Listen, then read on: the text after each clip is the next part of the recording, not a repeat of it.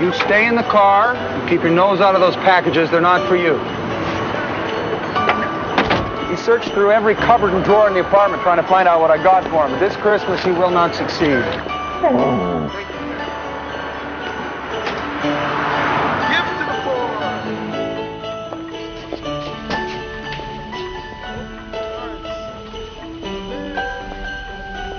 Well, what do you think? How much is it again? $75.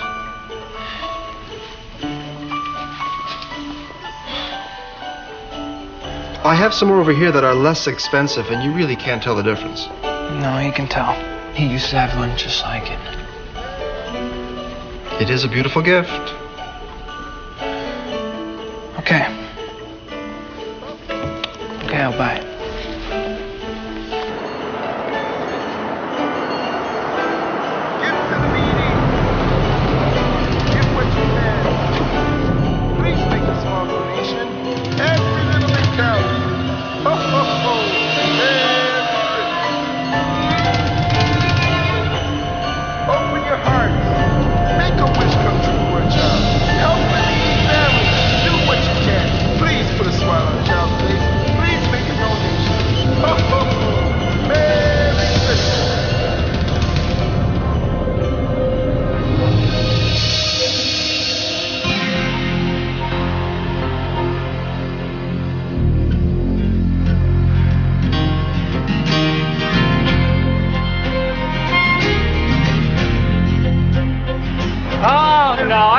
Tone in your voice. You think I'm being cheap?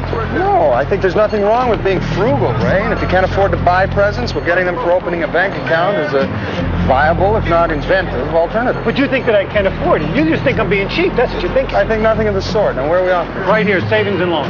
Ah, of course. Ah, you see? You see? That's the tone I'm talking about. You see that tone?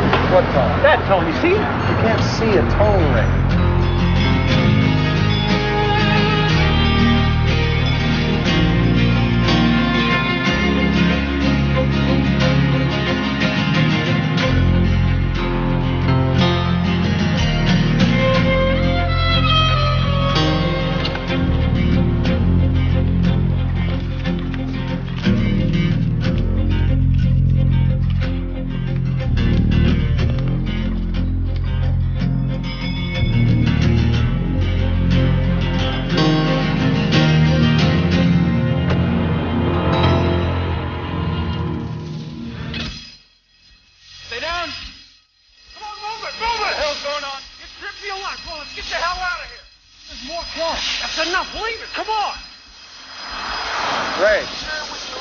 It's a fire alarm. Come on, come on. Toss me in the back, toss me in the back. Here.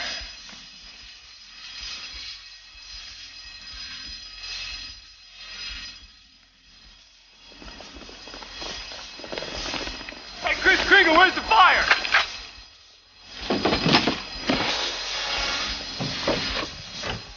Where the hell is he?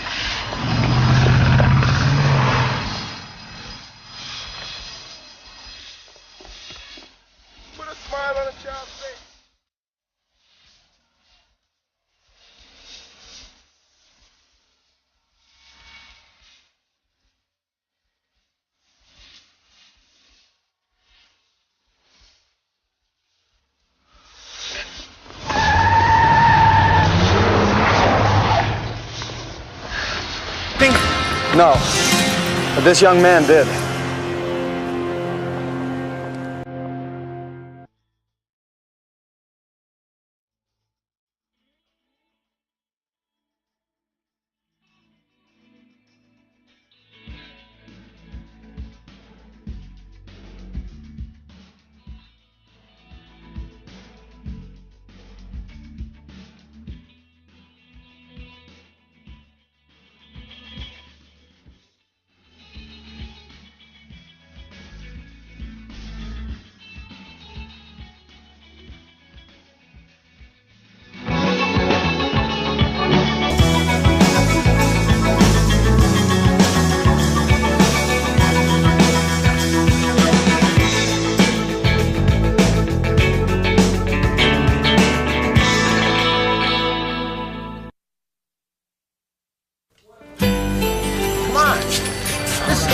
crazy. You know how much money I'm losing right now? Every kid that sits on my lap, I get $2. Yep. I can go through 40 kids an hour. Oh, I can do 50. Bull, no one can do 50 and live. Look, it's not a difficult question, okay? Where were you at 12 o'clock today? Hey, man, I got 3 L's to put me in the department store. Yeah, one of those L's said you went out for about 20 minutes. Yeah, well, he's a lying rat bastard. Okay, line a few cents. This way. Not you. What are you waiting for? Christmas? Move it. Yeah, Merry Christmas to you two. Out the door. We're not interested in how fluffy his beard was. That's him.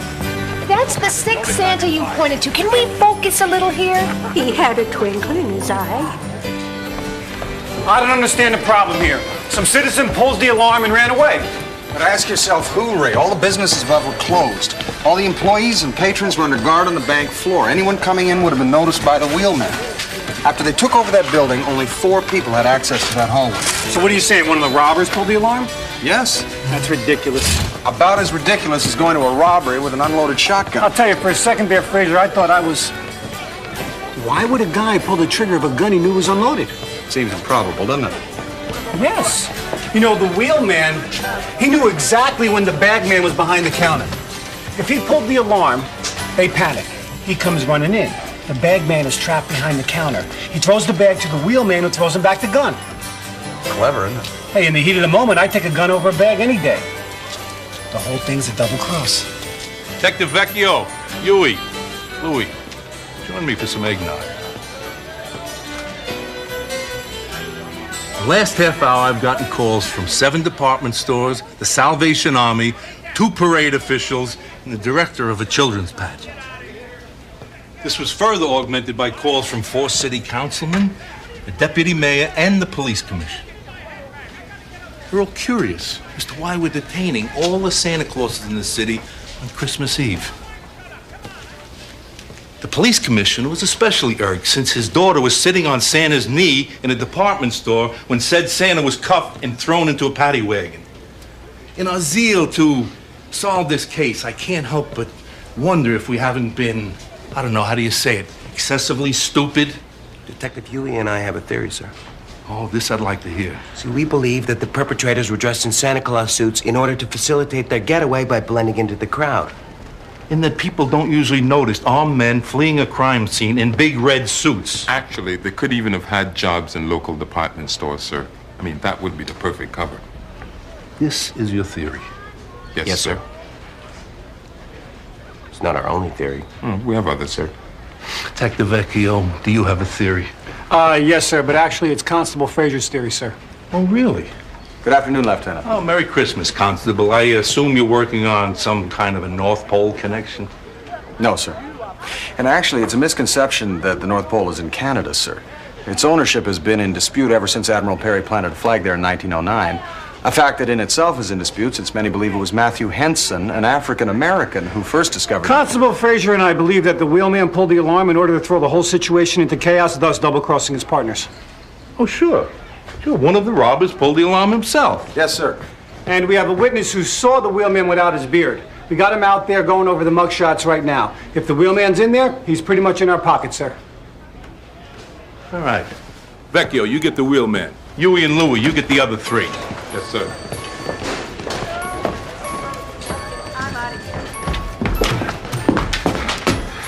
Which one of your flatfoots took my reindeer? I looked. He's not in there. Look one more time. I already did. Look, kid, whoever this guy is, he's no first-timer. If he's done this before, odds are 100 to 1 he's right there in front of you. Maybe he looks a little different, but he's there, so I need you to look again. He's not in there. Look, kid, I'm having a good day, okay? It's Christmas Eve. I am filled with love for my fellow man, but I swear to God, if you don't look again, I'm going to slap you upside the head. Ray, may I? Del, why don't you just describe to us the man you saw? I didn't get a good look. The guy was 3 inches from your face. It doesn't get any better than that. Ray, maybe Del is just afraid of what will happen if he identifies this man. Well, maybe Del should be afraid what'll happen if he doesn't. Look, kid, you're not the only one who saw a face. This guy was so close to you he could count your pores. How hard do you think it'll be for him to find out where you live? You put the finger on this guy and we can protect you, but if you don't... We'll still protect you. Maybe he will, but I won't, and no other cop will either. You really were touched by the spirit of Christmas.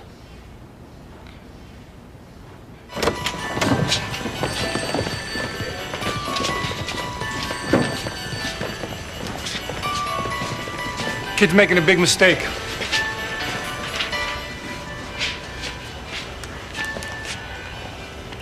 What's that? It's a gift. I don't know. Maybe I was too hard on him. Yes. Hey, guys. They pulled a palm print off the countertop. Your bagman is Robert L. Flanagan. FBI have him linked to 6 bank jobs with James and Cameron Donnelly. No kidding. Is that significant? Well, the Donnellys are something of a local legend around here. They had a partner named Nick Stolitis. Rumor had it he skimmed a small amount of money from them. He took off to Mexico. The federales found him in bite-sized pieces in the Sea of Cortez. There's only 2 rules written in the pavement in this town. You don't steal from the mob and you don't cross the Donnellys. I think I should return this gift. Oh, that's good, Benny. We only have a couple hours to find the Wheelman before they turn him into fish food and you're delivering Christmas presents. Thank you, Ray.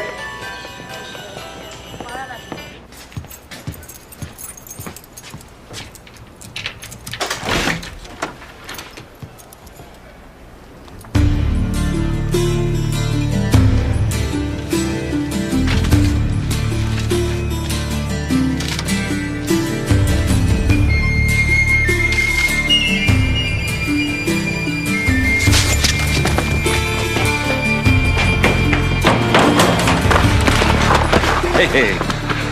Hi, Del. Hi. Came looking for your dad. He wasn't home. Yeah. Will you tell him Jimmy Donnelly dropped by, will you? Tell him I expect to meet him tomorrow at the distillery as planned. Will you do that for me? If I see him, yeah. That's a good boy.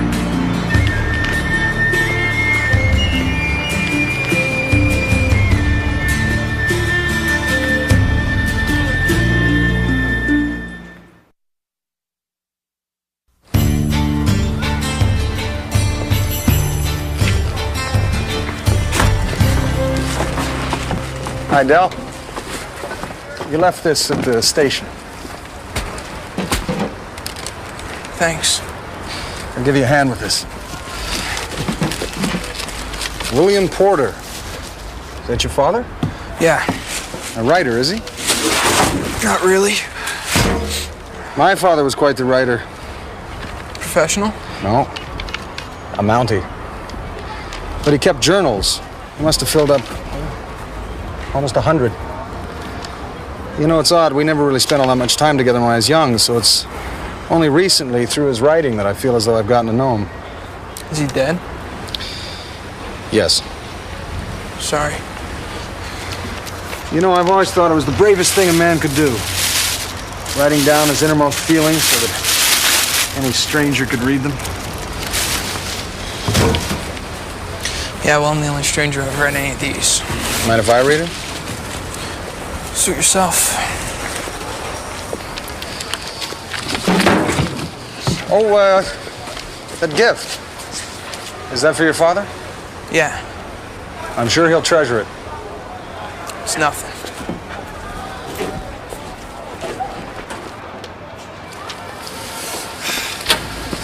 He wasn't scared. He knew the thief. Did he ID him? Yes, he just didn't intend to.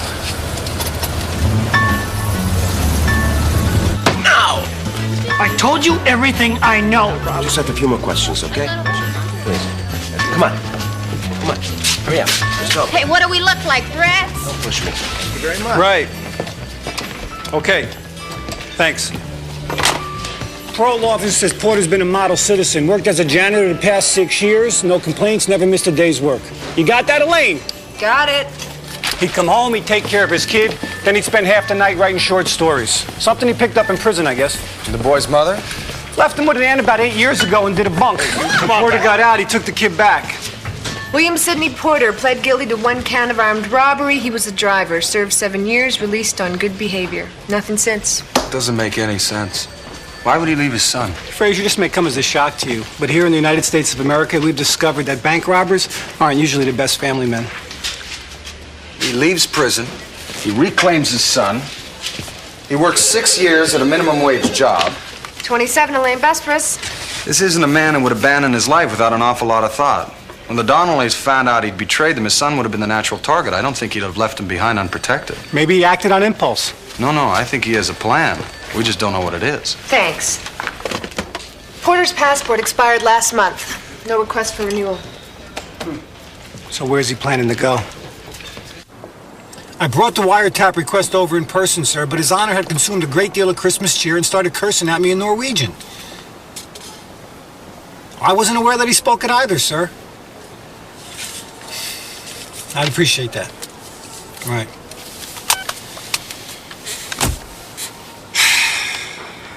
Did you have to bring him? Well, it is Christmas Eve, Ray. What are you reading? My father's journals. I'm just going over old cases to see if there's anything similar. Is there? Not that I've found.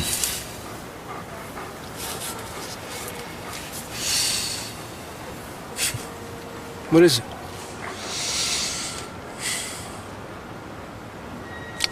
I just wish I'd spent more time with him. There's a lot of things I should have learned.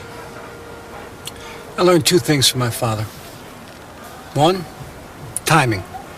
Mostly when to duck. And two, you never hit a kid, because it doesn't teach him anything.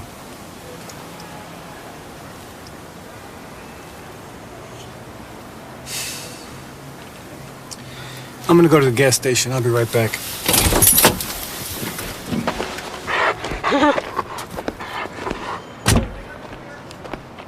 Sam Dalton made only one mistake. He planned everything about how he was going to spend the money.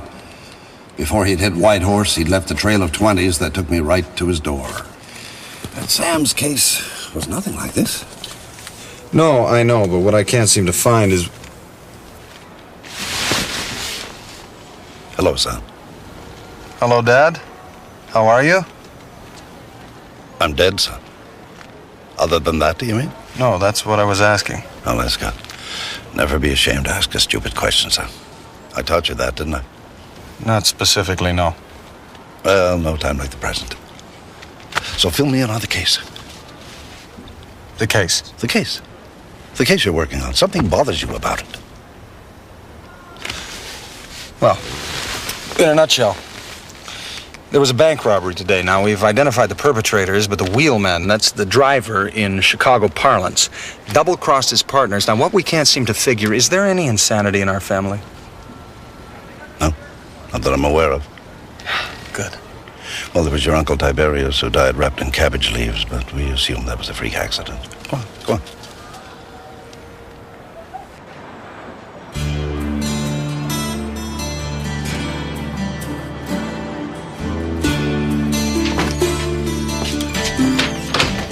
Well, you took your time, Robert. Doing a little Christmas shopping, I see. Check this. Porter had a second car parked in an alley about a block away. Really? Cameron, have to apologize to you. Seems Porter isn't planning on sharing after all. Apology accepted, James. Oh, Robert, I meant to ask you. Why did you toss Porter the bag? I was trapped behind the counter, man. The cops were coming. So instead of running around the counter, you threw the bag and jumped over.